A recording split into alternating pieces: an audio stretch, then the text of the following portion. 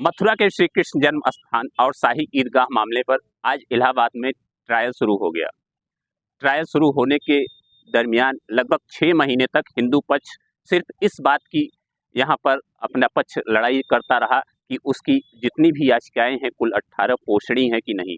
इसको लेकर मुस्लिम पक्ष लगातार तर्क वितर्क करता रहा, मामले को खींचता रहा, लेकिन अंतोगत्वा इलाहाबाद हाईकोर्ट ने फैसला हिंदू पक्ष की तरफ किया। इस मामले में इशू ऑफ फैक्ट्स क्या थे, मतलब कुल मिला के आपकी वाद बिंदु क्या था? देखिए, हमने दो कैटेगरी के अंदर इश्यूज रखे हैं, इश्यूज ऑफ फैक्ट्स और इश्यूज ऑफ लॉ। जो इश्यूज ऑफ फैक्ट्स हैं वो सबसे बड़ा फैक्ट ये है कि ये जो प्रॉपर्टी है ये 1920 में एएसआई के संरक्षण में आ गई थी, क्योंकि उस टाइम में जो एएसआई के लॉज थे उसके अंतर्गत, जहाँ पे अभी भगवान श्री कृष्ण का मूल गर्भगृह है। दूसरा इसमें जो इम्पोर्टेंट फैक्ट वो ये है कि 1968 के अंदर जो कॉम्प्रोमाइज डेट हुई थी हिंदूज और मुस्लिम्स के बीच में, जो हिंदूज पार्टी थी वो सारे वीवीआईपी डिग्निटरीज थे, किसी स्टेट के गवर्नर थे, किसी स्टेट के चीफ मिनिस्टर थे, एमपी थे, एमएलए थे, बोर्ड के चेयरमैन थे। और वहीं पे जो मुस्लिम पक्ष की तरफ से जो समझौता करने के लिए लोग थे, कोई टेलर था, कोई मिस्त्री था, उसमें कोई प्लम्बर था। और ये जो देखिए, ये जो है ये बिल्कुल फैक्ट्स हैं, इसके डॉक्यूमेंट्री एविडेंसेस हैं। और हालांकि आज ही ये सारे डॉक्यूमेंट डिफेंडेंट्स ने, कमेटी शाही ईदगाह ने कोर्ट के समक्ष रखे हैं, जिसकी कॉपीज हम सब पिटिशनर्स को भी दी गई। तो ये जो मैंने जो भी आपको फैक्ट्स बताए हैं ये डॉक्यूमेंट्स का हिस्सा है। अब जो समझौता हुआ, समझौता भी ऐसा नहीं हुआ कि मुस्लिम ने मालिकाना हक मांगा था। जो एक पेटी केसेस चल रहे थे किसी पेज को लेकर के, कोई किराएदार रह रहा है उसको एविक्ट करना है, उस सब को लेकर के। तो 1968 में जो समझौता हुआ, पहले तो ये दोनों पार्टीज थी, और उस चीज़ में भी कि जो मूल गर्भगृह था वो भगवान का था, भगवान उसमें पार्टी नहीं थे। और इसमें जो आज जो चीज़ें सामने आई, अब जैसे डिफेंडेंट्स ने, हालांकि डिफेंडेंट्स ने तो अपने लिए उन डॉक्यूमेंट्स को रखा, पर जो उसकी जो सच्चाई थी वो एक हमारे लिए ही एक ये बहुत बड़ा एविडेंस है। क्योंकि देखिए 1968 में जब समझौता हुआ तो उत्तर प्रदेश में प्रेसिडेंट रूल लगा हुआ था और केंद्र में इंदिरा गांधी जी की कांग्रेस की सरकार थी।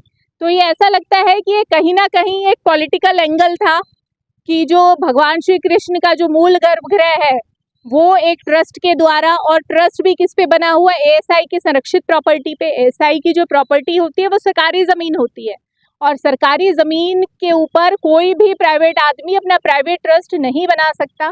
और वो भी इतना बड़ा, इतनी बड़ी जगह, इतना बड़ा वो तीर्थ स्थल है भगवान श्री कृष्ण का मूल गर्भगृह। तो वो आपने किन परिवेश में, और ऐसी आपको क्या इमरजेंसी थी कि आपके राज्य में प्रेसिडेंट रूल है और आपने समझौता करके उसको मुस्लिम पक्ष को दे दिया। तो यानी कि कहीं ना कहीं ये तो हमारे सनातन धर्म के ऊपर ही प्रहार था। तो अभी ये राज्य सरकार को चाहिए कि इसके ऊपर एक इंक्वायरी कंडक्ट करे, या केंद्र सरकार को इंक्वायरी कंडक्ट करे कि ऐसे न जाने कितने मुद्दे होंगे कि जो प्रेसिडेंट रूल में और ऐसे समझौतों के अंतर्गत ज़मीनें दे दी गई।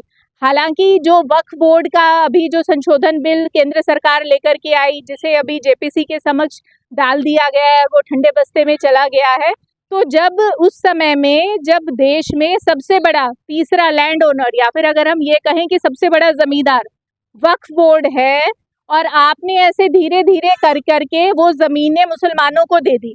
देखिए, जब 7/11 की एप्लीकेशन कमेटी शाही ईदगाह ने दी तो कमेटी शाही ईदगाह ने ये कहा कि वक्फ की प्रॉपर्टी है, और बिल जो उस पे आ रहा है वो भगवान श्री कृष्ण के नाम से आ रहा है, और तथ्य उनके पास कागज कुछ नहीं है। तो ये बहुत बड़ा मुद्दा है, और शायद इसके पीछे कोई राजनीतिक पार्टी भी हो सकती है, या फिर किसी का कोई राजनीतिक कारण भी हो सकता है। अगर हम सीधे शब्दों में कहें तो एक सवाल हो सकता है कि जैसे अयोध्या में श्री राम का जन्म स्थान को लेकर पूरा मामला चला था, ऐसे ही मथुरा में भले श्री कृष्ण का मंदिर हो, लेकिन श्री कृष्ण का मूल जन्म स्थान जो है आज भी वहाँ पर श्री कृष्ण नहीं है। तो इसी मामले को लेकर आप ट्रायल यहाँ शुरू कर रहे हैं। तो कोई ऐसे भी तथ्य होंगे जो बेहद चौंकाने वाले होंगे, जिसको सुनकर कोर्ट भी आज संज्ञान ले? तो वो कुछ 2-3 बिंदु ऐसे भी हैं आपके पास? देखिए, जो महाभारत कालीन है कि जो भगवान श्री कृष्ण का जो जन्म हुआ था वो 5000 वर्ष पहले हुआ। ये एक माइथोलॉजी नहीं है, ये फैक्ट है। और इसको गवर्नमेंट ऑफ इंडिया का एक इंस्टीट्यूट है, institute of research on Vedas, उसमें ये सरकारी प्रमाण हैं और उन्होंने अपनी कैलकुलेशन से भगवान श्री कृष्ण के जन्म की तारीख निकाली हुई है, भगवान श्री कृष्ण की मृत्यु की तारीख निकाली हुई है। और ये प्लानेटरी कि भाई जो अगर आप ये देखिए कि अब ये जो हिंदू कैलेंडर के हिसाब से या फिर अब एक जो इंग्लिश कैलेंडर जो हम ईयर वाला जो सिस्टम फॉलो करते हैं एडी वाला, उसके हिसाब से ये जो पूरे प्लानेटरी जो तथ्य हैं उनको भी उन्होंने फाइंड आउट करी, उनकी डेट्स निकाली गई हैं कि भाई जैसे जब महाभारत में गीता का उपदेश कौन सी डेट को हुआ, वो डेट भी निकाली है। किसने निकाली? गवर्नमेंट ऑफ इंडिया का डिपार्टमेंट है। तो ये देखिए, ये भी हमने जो वाद बिंदु के तौर पे ये भी चीज़ें हमने रखी हैं, जिसके जो एविडेंसेस थे वो हमने 7/11 के टाइम में भी दिए थे और हमारे सूट का पार्ट भी है। और दूसरा एक बहुत महत्वपूर्ण है कि एएसआई जैसे कि एक्सकवेशंस करती है, तो एएसआई ने अपने एक्सकवेशंस के अंदर भगवान श्री कृष्ण के मूल गर्भगृह की चौखट को एक्सकवेट किया था, जिसकी जब उन्होंने कार्बन डेटिंग वगैरह कराई तो वो 1st सेंचुरी की निकली। अब देखिए, इस्लाम का जन्म हुआ 6ठी और 7वीं शताब्दी में हुआ, और ये जो भगवान श्री कृष्ण की जो मूल गर्भगृह की 8 फुट की चौखट है, जिसके ऊपर पीछे बैक साइड में ब्राह्मी लिपि में लिखा हुआ है और आगे नकाशी हुई है, और आज की प्रेजेंट डेट में गवर्नमेंट म्यूजियम में मथुरा में रखी हुई है, जिसमें उसके कोडिंग है। तो हमारे जो एविडेंसेस है उसमें हमने इसका भी ब्यौरा दिया है, और मुझे नहीं लगता कि जब एक ये सब चीज़ें सामने आएंगी तो कोई भी उसमें संशय नहीं रहेगा कि जो मूल गर्भगृह है वो भगवान श्री कृष्ण का है। तो कोर्ट के सामने एक बड़ा सवाल होगा कि आखिर ये मस्जिद आई कहाँ से, मस्जिद का क्या स्वरूप था, उसका कोई अस्तित्व था कि नहीं था, और मंदिर वहाँ क्यों तोड़ा गया, ऐसे बहुत से सवाल भी आएंगे। देखिए, जो जब विदेशी आक्रांता आए, ये विदेशी आक्रांता तो 9वीं 10वीं शताब्दी से आना स्टार्ट हुए। अब उससे पहले जो हमने तथ्य रखे हैं कि जो मथुरा नगरी बसाई, जब भगवान श्री कृष्ण बैकुंठ धाम चले गए तो उनके परपौत्र ने बसाई। अब उसके बाद 4ठी शताब्दी में राजपूत राजा विक्रमादित्य ने मंदिर को बनवाया, जिसे मोहम्मद गौरी ने 10वीं शताब्दी में तोड़ा। उसके बाद जब जब मंदिर बना, जब जब मंदिर टूटा, तो उसके हमने सारे तथ्य कोर्ट के समक्ष रखे हैं और वो ऑथेंटिकेटेड है, गवर्नमेंट का ही रिकॉर्ड है, संहिता है, पुराण है। तो ये सब जो तथ्य हैं ये अपने आप में पर्याप्त है। हमारे पास ऐसे अनलिमिटेड एविडेंसेस हैं जो इस चीज को प्रमाणित करते हैं। अब बस ये है कि कोर्ट हमारी बात सुने जब वो मौका आएगा, और जब हमें पक्का विश्वास है कि जो जीत है वो हिंदुओं की होगी। अभी फिलहाल आगे की प्रक्रिया में क्या होने वाला? देखिए, अभी इश्यूज जो फ्रेम होंगे, अब उसके बाद अब जैसे जैसे ट्रायल चलेगा, तो अब देखिए जो सबसे बड़ी बाधा है, जो मुस्लिम पक्ष है, वो केस को आगे ही नहीं बढ़ने दे रहा। तो आज भी उन्होंने यही कहा कि जो सुप्रीम कोर्ट में कुछ उनकी याचिकाएं पेंडिंग है कि जब तक उन पे फैसला नहीं हो जाता तब तक यहाँ पे कार्रवाई ना हो। हालांकि सुप्रीम कोर्ट ने बिल्कुल क्लियर कर दिया है कि जब तक ट्रायल चलेगा, ट्रायल बिल्कुल बाधित नहीं होगा। तो आज भी जब कार्रवाई स्टार्ट हुई तब भी मुस्लिम पक्ष ने यही कहा कि उन्होंने पुरजोर लगाया कि कार्रवाई ना हो। उनका कोई तर्क भी था? नहीं, देखिए, उनका कोई तर्क नहीं है। जो हमने सूट दाखिल करा था उसमें अभी तक उन्होंने रिटर्न सबमिशन जवाब दाखिल नहीं किए हैं। तो अब देखिए, उनके पास कुछ कहने के लिए नहीं है। अब वो ये भी नहीं एडमिट कर रहे कि उन्होंने कब्जा किया हुआ है, हालांकि उन्हें चाहिए कि एक अच्छा परिचय दें। अगली अभी डेट नहीं आई है, अभी ऑर्डर आएगा, डेली ऑर्डर, तो उसमें डेट आएगी। तो आपने सुना, रीना एन सिंह हैं, सुप्रीम कोर्ट के अधिवक्ता हैं, और यहाँ पर वाद संख्या 7 को आप पक्ष रख रही हैं इलाहाबाद हाई कोर्ट में। और हमारे साथ मौजूद हैं यहाँ पर कौशल किशोर ठाकुर जी, आप मुख्य पक्षकार हैं वाद संख्या 7 के। तो सीधे शब्दों में ये मामला लेकर हाई कोर्ट आने का विचार आपके मन में कैसे बना?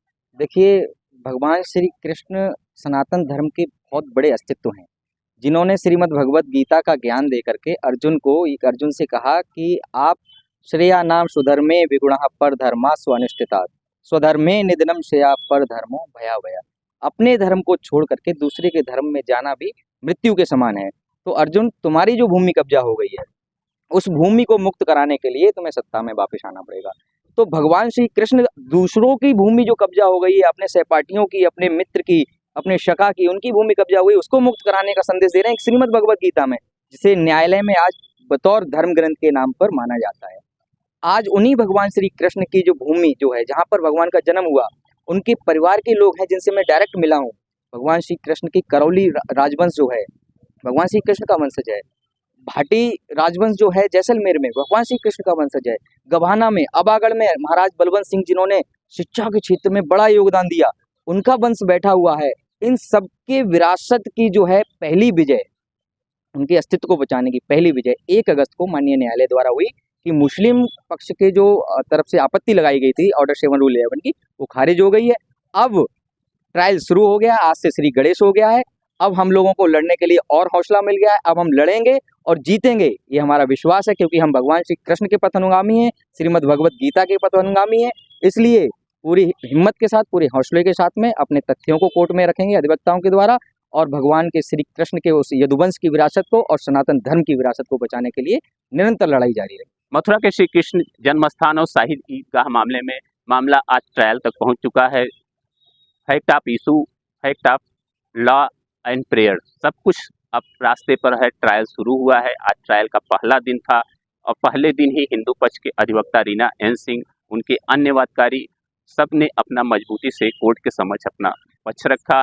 और आपको बता दें कि अभी 15 मामलों पर आज सुनवाई होनी है और लगातार हो रही है। अभी 3 और मामले हैं जिस पर पोषणता के बाद फैसला आने के बाद सुनवाई होगी। Shivpujan Singh, Prayagraj, NBT online, Uttar Pradesh.